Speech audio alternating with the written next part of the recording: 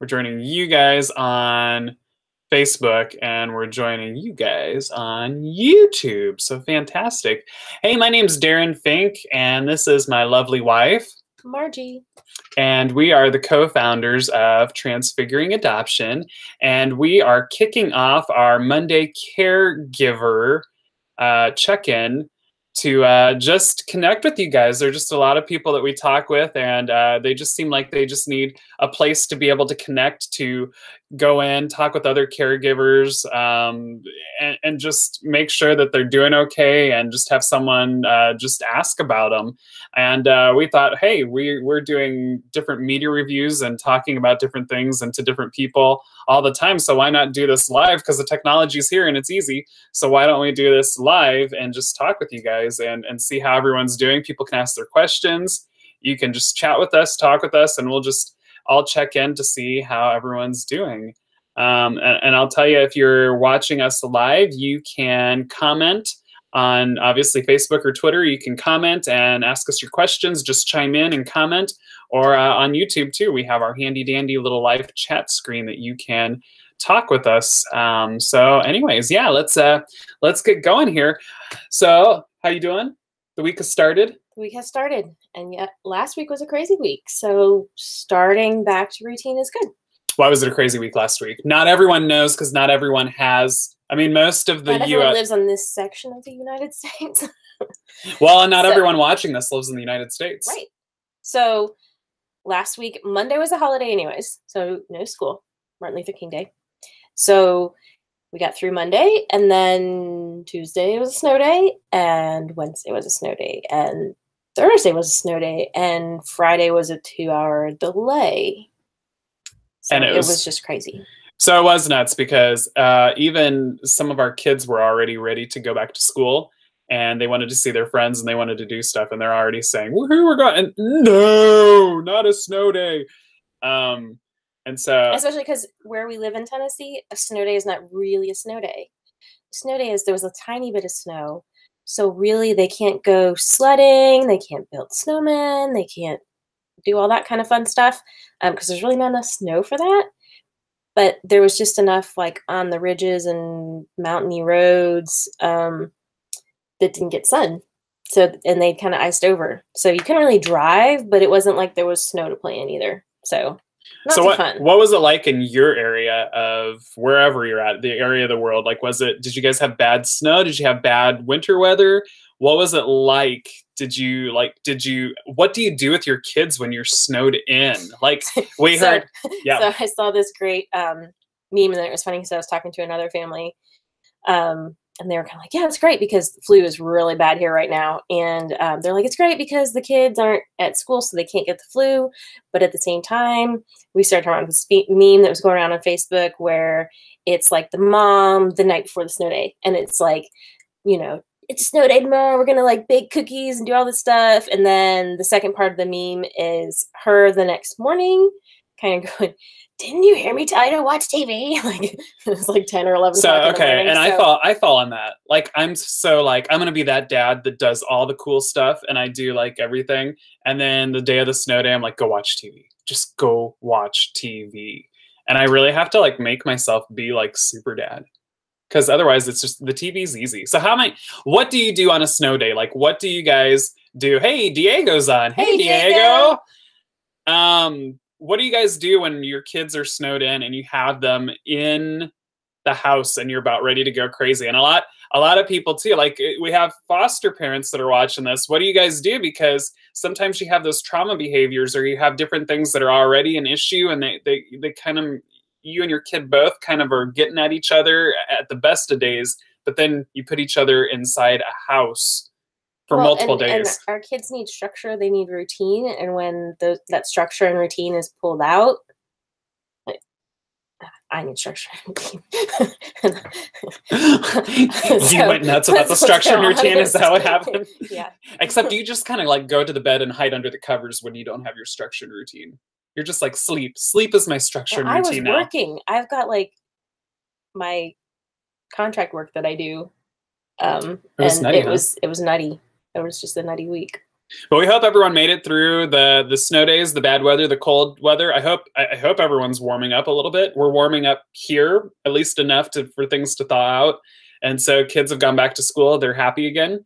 But yeah, like chime in on that. We want to know what happened.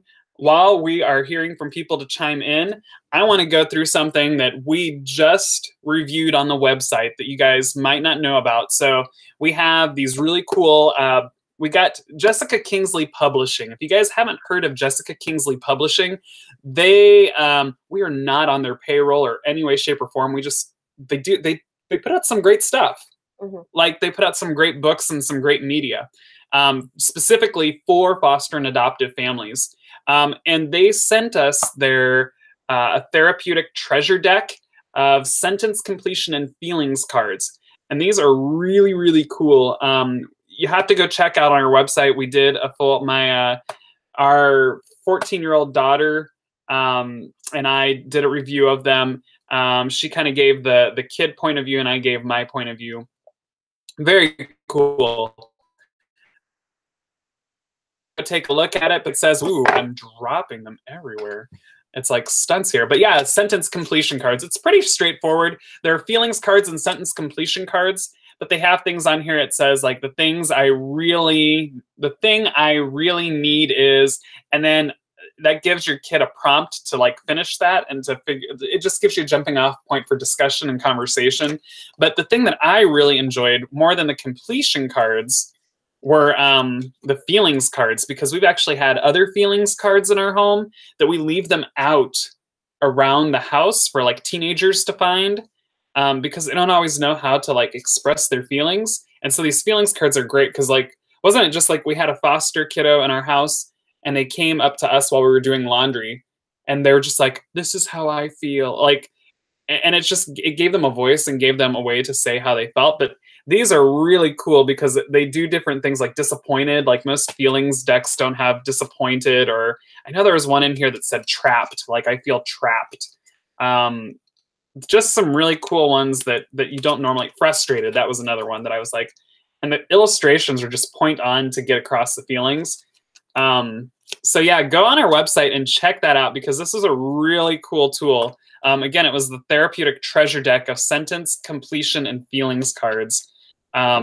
These are really cool for you just to have around your house for kids to pick up and just to show you how they're feeling or just to give them words or stuff like that. So I really like this. That was something new that I learned last week that I am hoping to implement in my caregiver toolbox.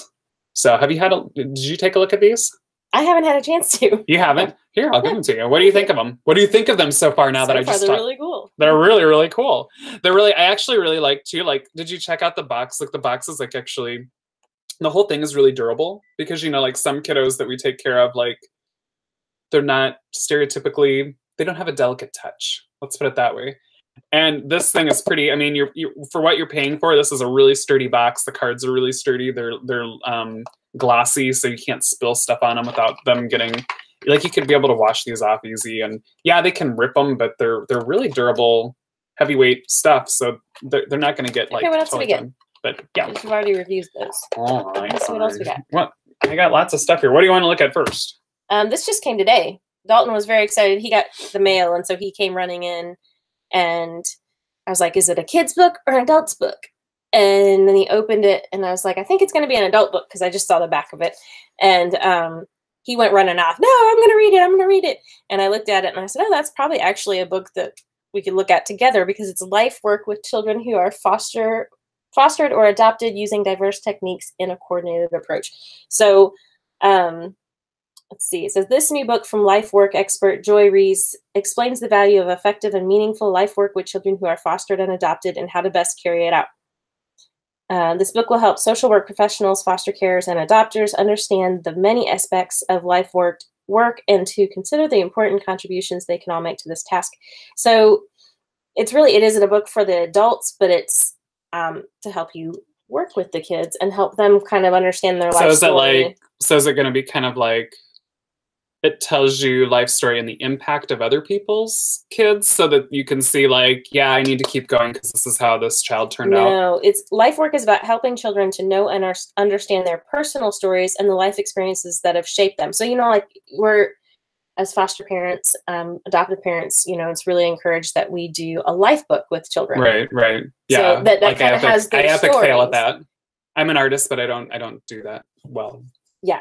So this helps you as a caregiver. Enabling children to reach their potential and achieve the best possible outcome is the common goal. And this is best achieved by using the collaborative approach to life work advocated in this book. It sounds like really big language, like that kind of.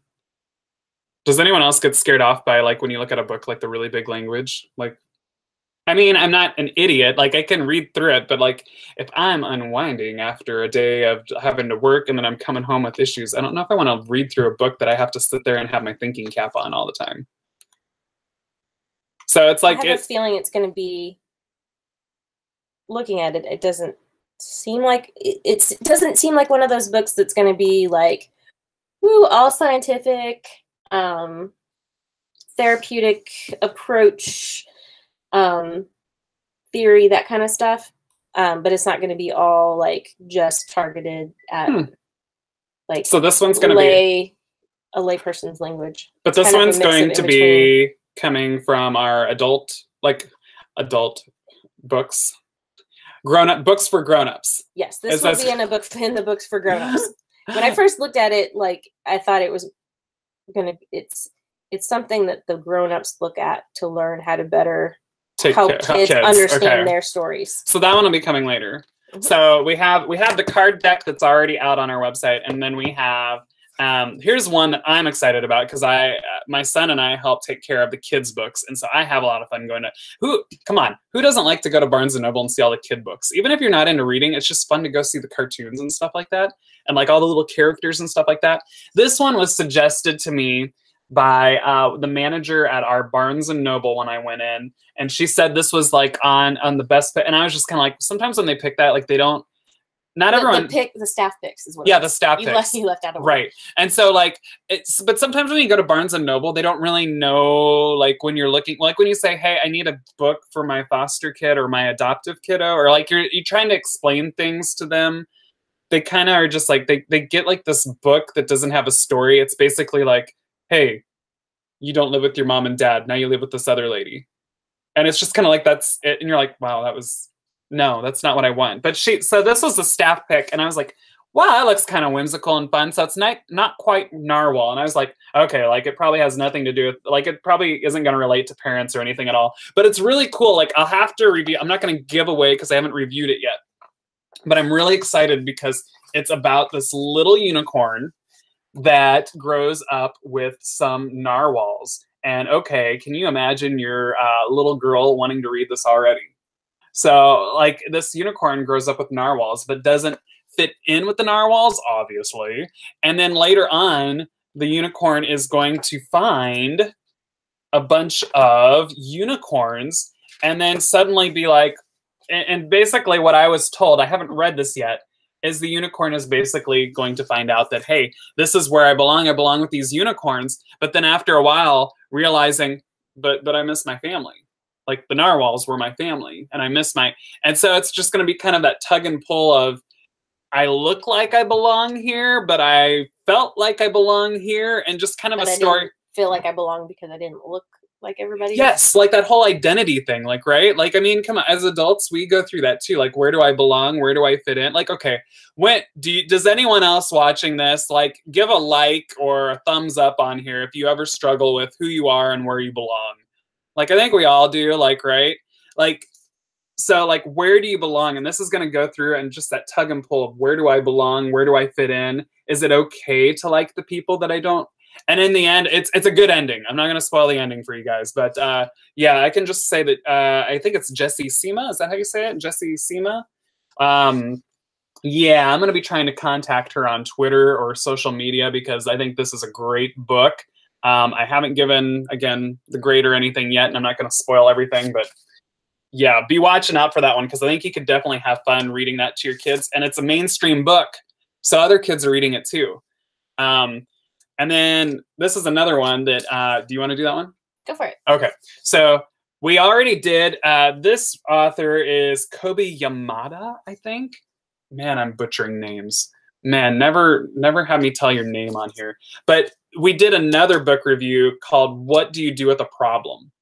And we were going to the bookstore. Like, again, my youngest son and I, we do the book reviews. And so we're at Barnes & Noble. And he's like, Dad, it's the book. We got it. And he was looking through this one. He's like, we got to do this one. So it's What Do You Do with a Chance? And this one's really cool, too, because it has, like, the really cool images that the last one did. So, like, all the illustrations are just phenomenal. Like, man, if it has good illustrations, I'll just sit there and look at it anyways. But the illustrations are phenomenal, but it's about this little boy, and he goes through, and he's given a chance, he's given an opportunity, and he fails at it, and people make fun of him.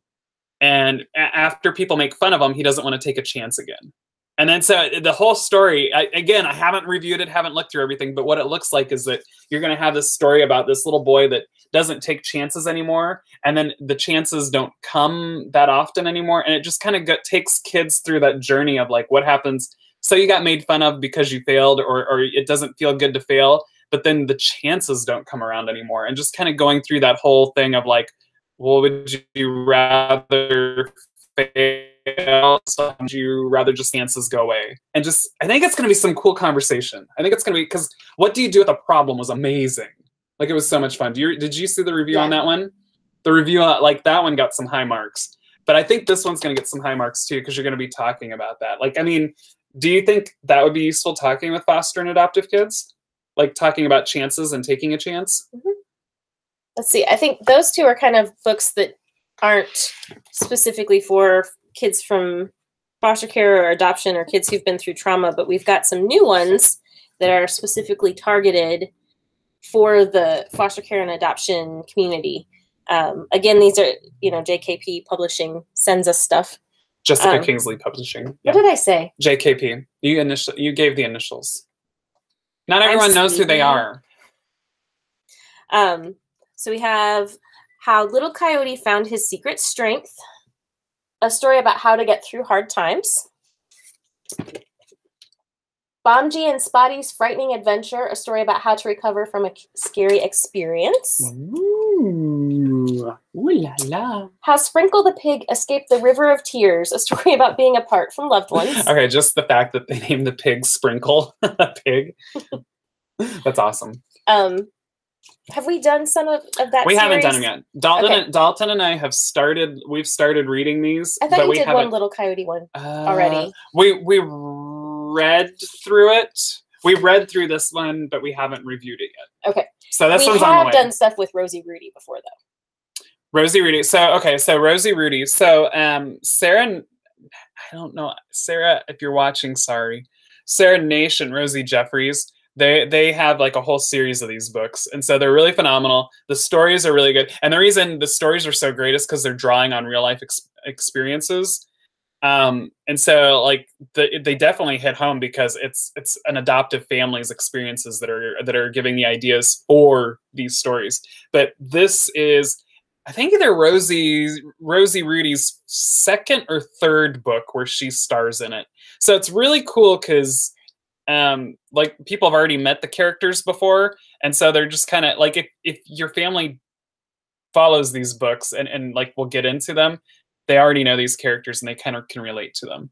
But yeah, so the chocolate mound has to do with just like how sometimes kiddos will hoard food and they want the chocolates and the sweets. It'll go through it and talk about why some kids do that. And Rosie actually snicks some sweets from other family members to feel better.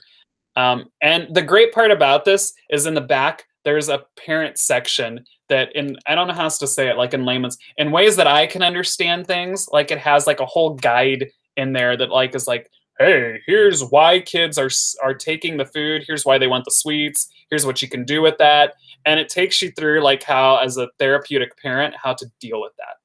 So, because I don't know how to deal with that stuff sometimes. Like, okay, when I grew up, okay, if you want, leave a comment. What did you do if someone would have caught if someone would have caught you taking food at home when you were growing up, what would they have done? Like my parents would have grounded me or like sent me to the corner or like I don't know. I'm just thinking the regular things. And this gives like a whole new idea of like what to do with that. Like it's just not, I don't know. It's just really cool because it gives you new ideas of how to parent and how to help our kids to be successful because they're not dealing with normal issues.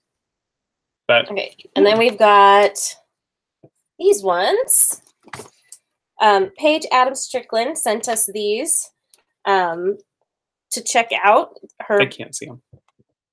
I couldn't see him. You're okay, short. so I'm reading upside down and backwards on the screen. Akin to the Truth and After the Truth. They are both memoirs. So this one is a memoir of adoption and identity. And this one is a memoir. What do you do when you are an adopted adult, trying to balance biological and adoptive families in addition to your own home life? How could being adopted have an impact on your career, your friendships, and parenting decisions? What do you do when some of your biological family members still do not know about you, but only live 20 minutes away? And so this is a memoir of her experience as an adult adoptee. So, so we are going to review these. These are newly hot off our mailbox. I forget one, I think it's After the Truth just came out. Like, so that's the second one. And Akin to the Truth has been out for a little bit longer. But so we're definitely going to get them over to. We actually have a phenomenal, so Margie is in charge of our like our books for grownups and reviewing those. And we actually have a phenomenal volunteer named Megan that is helping us out with reviews, and she just kind of started helping pick that up because I got a little behind. Well, because because she's the co-founder of this great group, and she doesn't have time to do book reviews all the time. So and mine don't last 5 minutes. Yes, my books are are smaller. So yeah, but anyways, so Megan does a great job. She's going to be taking a look at these books for grownups. She's actually going to be taking a look at all 3 of them now that we got this one in the mail. But this one will definitely be coming later in the year, probably. These are going to be coming up. I'm hoping before the end of March that she's going to have these done. We haven't worked with schedules yet, but yeah, those are really cool. And then one other thing we wanted to mention to you guys is a cool new resource is don't forget about our trip to Universal Studios that we're doing for foster and adoptive families. So we've heard so many people that have been talking to us about, we talk to people because we go on vacation. We try to take our kids. One thing is we noticed when we were doing foster care is a lot of people were trying to buy our kids presents. And then we just kind of felt like that was because they felt bad and they wanted to do something and they wanted to help and their heart was in the right place, but our kids just hadn't learned how to take care of stuff. And they were overwhelmed with stuff because people were getting them so much stuff. Does anyone else have that experience that your kids just have so much stuff, or people are always giving them stuff and they don't know what to do with it because they've never had it? So we try to do a lot of things that will create memories for them, right? Like we'll do things like going to the zoo, or we'll go to an amusement park. Like Grandma and Grandpa, that's like a yearly present that they get for the family is the zoo pass. And so we're able to go multiple times during the year and enjoy the zoo and make memories together. Right. And so that's what our kids are lacking in, are memories and like those good family memories. So we're trying to make up like for them to get them the family memories and not the stuff. And so one thing that we like to do is our family has just, for some reason, we just all like going to amusement parks. I don't know. I mean, I guess who doesn't, but there are lots of people, I guess, that don't like. All of a sudden, I'm going to start seeing these thumb downs all over the place, like boo.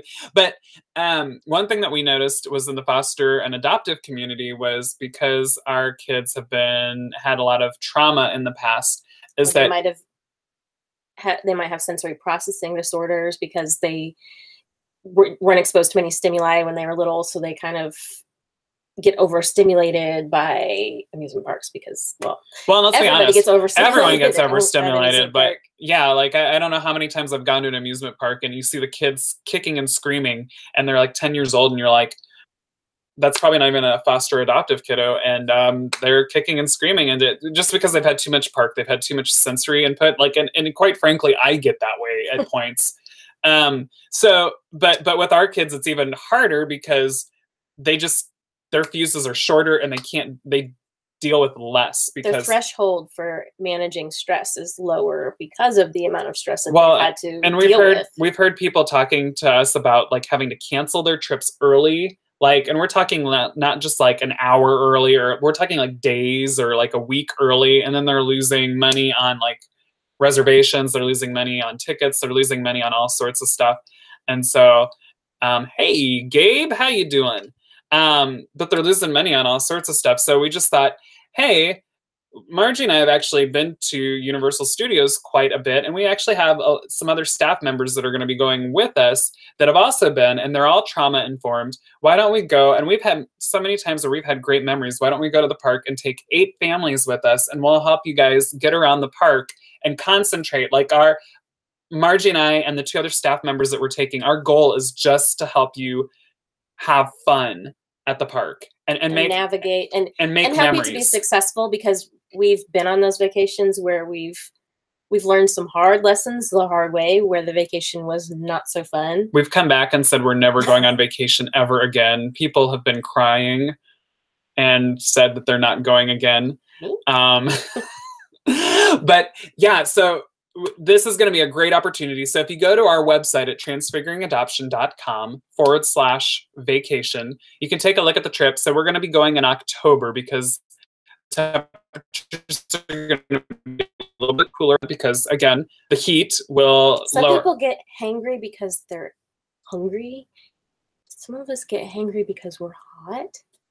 Some people just don't deal with it. That lowers your threshold for dealing with the stress and the stimuli and stuff. So right now we're offering a trip, and it's going to be in October. We have spots for 8 families. There's still spots available. But you can look at the cost and everything on there. It's actually $1,000 cheaper than if you were to go through Universal Studios. And what that includes is it gets your tickets. It gets we're going to stay on site at Cabana Bay Beach Resort, which is phenomenal because since you're right there on site at the park, if we're there helping, but your family, like some of your kids or someone has just can't do it and they need to go back and just be at the hotel for a little while, they can hop a shuttle, go be at the hotel for a little while, and then you guys can come back and join us later. Just that easy. And it's going to have, again, Margie and I, myself, and 2 staff members that are all trauma informed. We all love the parks, are going to be going with you guys. And our goal is to make sure that you make great memories. And that's included in the trip price.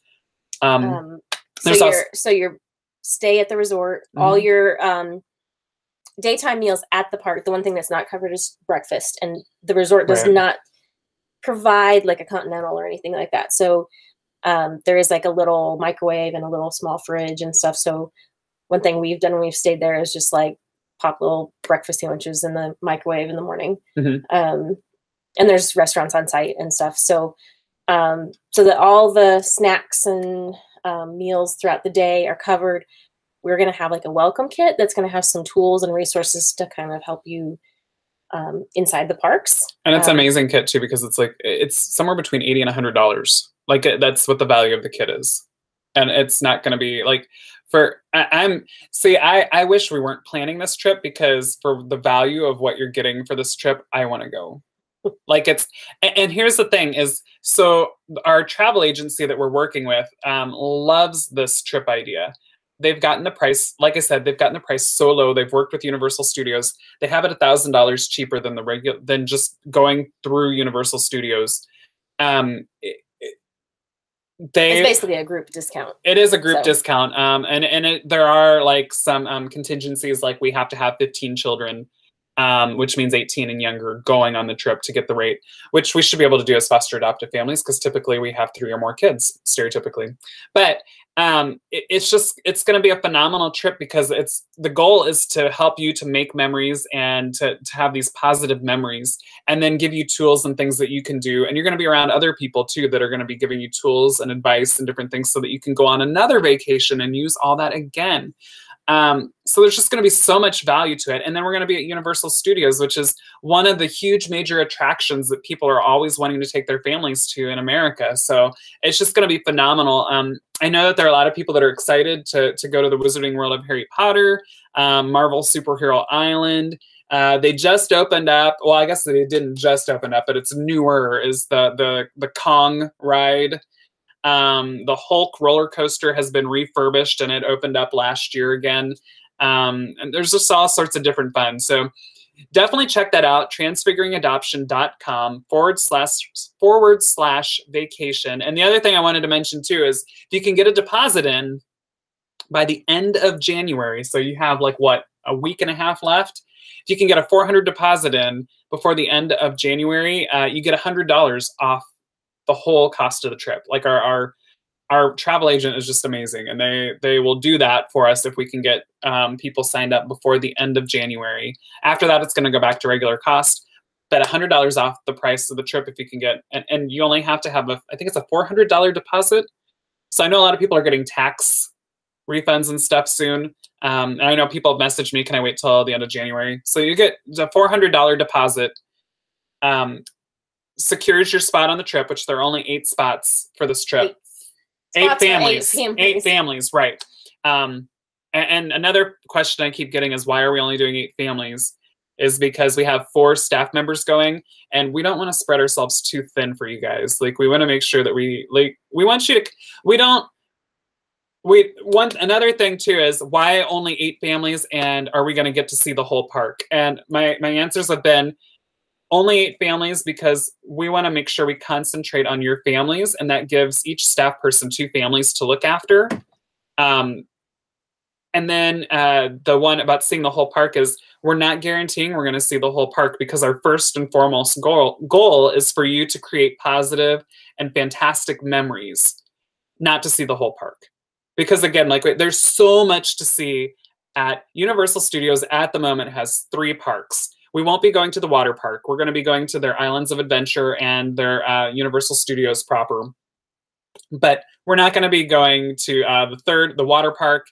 And there's just so much to see that this is going to be a 4-day, 5-night trip. And one of the things when people are signing up that they can do is pick what their priorities are and what they really want to see. That way we can kind of tailor it to the group. So, I mean, if nobody's interested in Barney and the little bitty kid stuff, then we won't do that. So we'll kind of target it around who's going.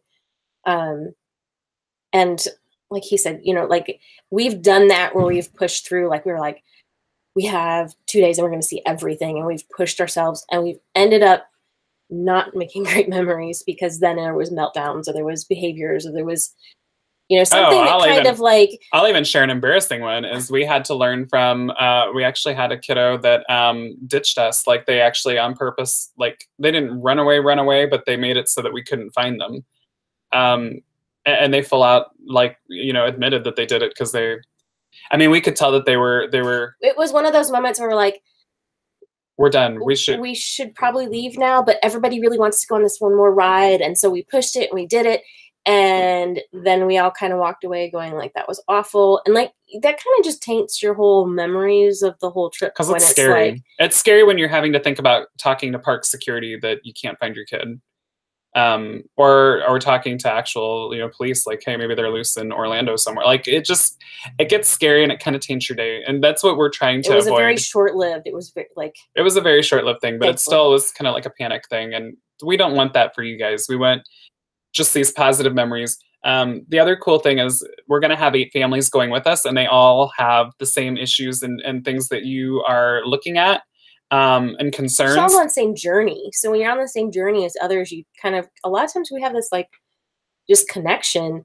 It's really good for us as foster and adoptive parents to connect with other foster and adoptive parents.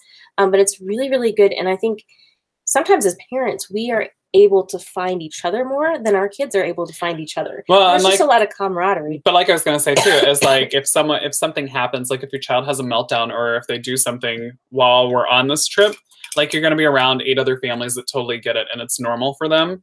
And so you're not going to have that judgment factor, you know? Like, I think that's does anyone else feel that way? Like, totally leave in the comments below. Do you ever feel like you're out in public as a caregiver, and your child is doing something that isn't considered normal for their age or their whatever.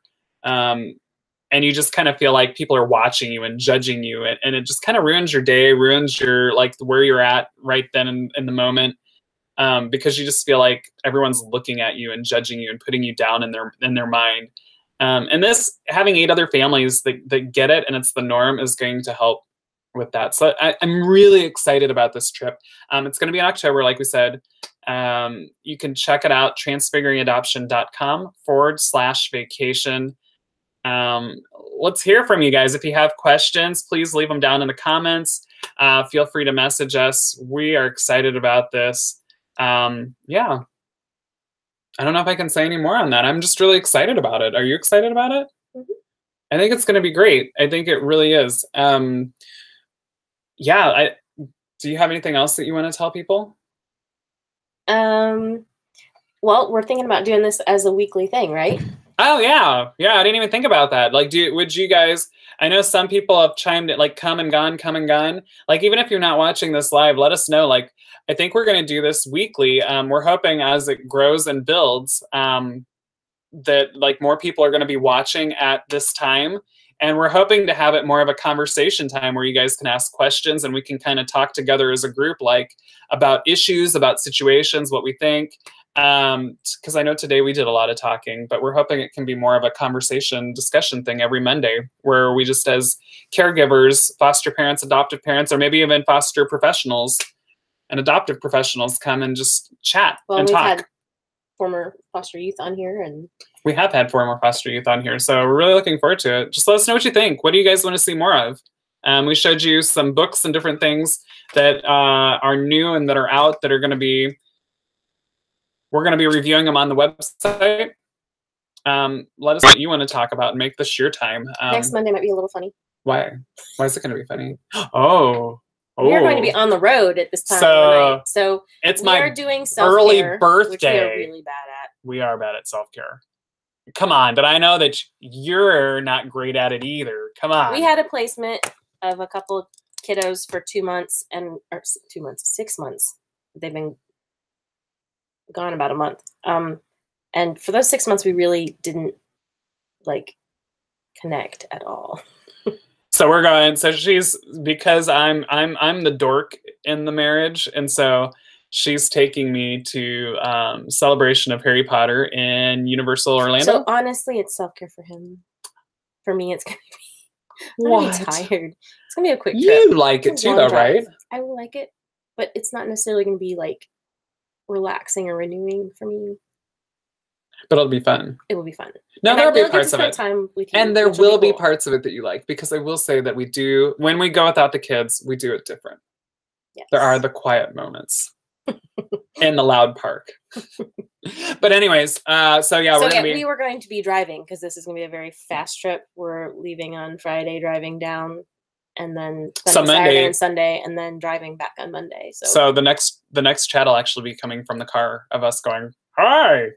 So trying to juggle all the devices while we drive. That'll be exciting. That'll be great.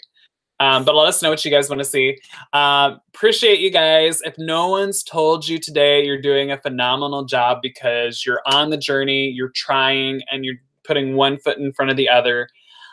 And know that there's always hope, and you are doing something right today, and you are making the difference in a child's life, whether you realize it or not. So we appreciate all you guys. Every one of you is amazing. Thank you for being on the journey with us. Thank you for looking at our website and for getting involved with our drives.